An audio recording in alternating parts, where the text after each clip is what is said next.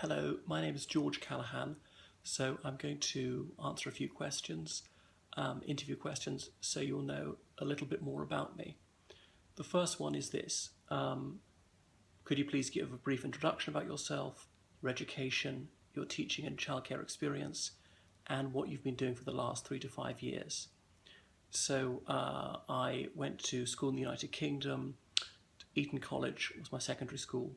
Then I went to Oxford University. I have a master's degree in history from there, and I taught in public schools in the United Kingdom for several years.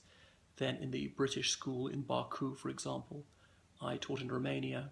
So for the past 4 years, I've been a private tutor in various countries in Azerbaijan, Turkey, Kazakhstan, here in the UAE.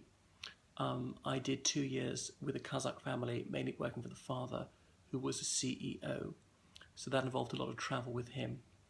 Let me see. What do I like best about being a teacher?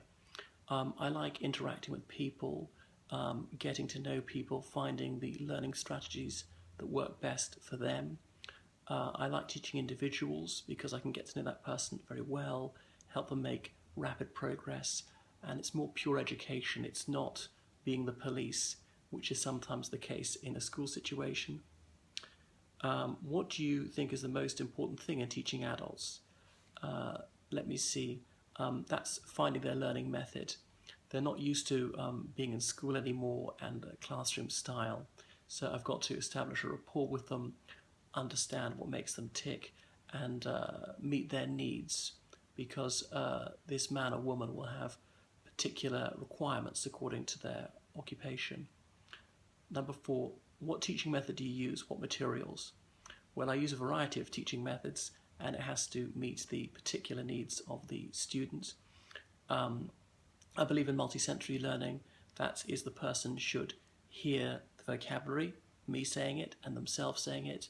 They should touch the vocabulary in terms of writing it, but also the motor function of their mouth as they're producing the sounds. They should see the vocabulary, as in images a lot of the time. If it's food, they can taste and smell it. Let me see, repetition, because nobody remembers everything the first time. Everyone remembers something the 100th time. Don't need that much repetition usually. Materials, there are various textbooks, ones that are particularly designed for business English, which would be appropriate to the level of the particular student. Number 5, how do you structure your lessons? Well, have a brief review of the last time, set out the goals at the beginning, and go through various exercises. Never spend too long on the exercises, and keep it moving with some sort of review at the end, because reinforcing these things is crucial. Being realistic about how much grammar or vocabulary can be mastered in a session, tying it into things which are pertinent to the student, things in the business world, things that are going on in international affairs, if the student finds that stimulating.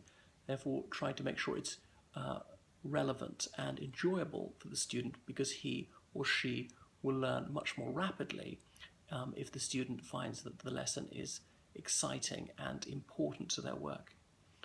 Number 6, what are you proud of when it comes to your job?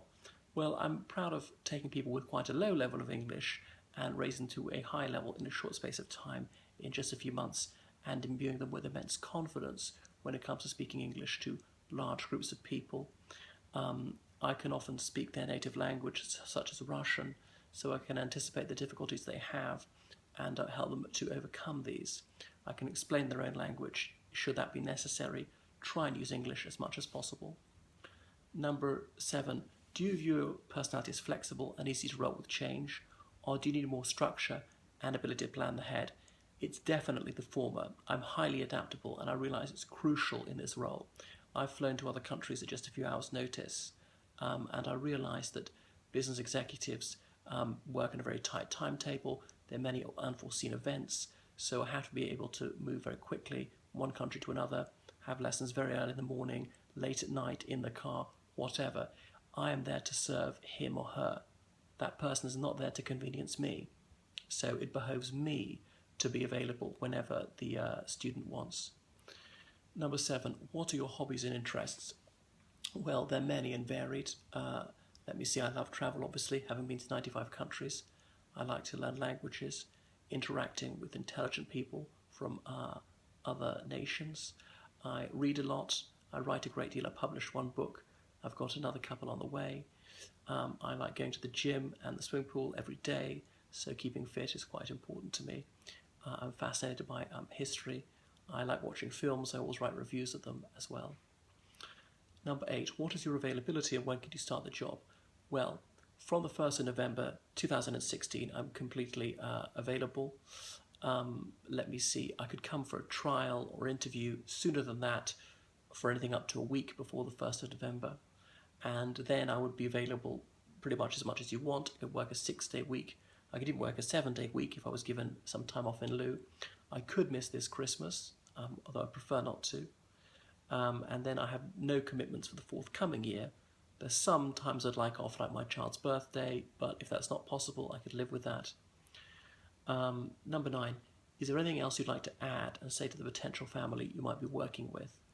Well, I'm very enthusiastic and gregarious. I know how to be discreet and handle these situations. I've lived in other countries, particularly former Soviet countries, so I have some understanding of the culture. I know how to handle myself. Let me see, I'm immensely energetic. And that's all.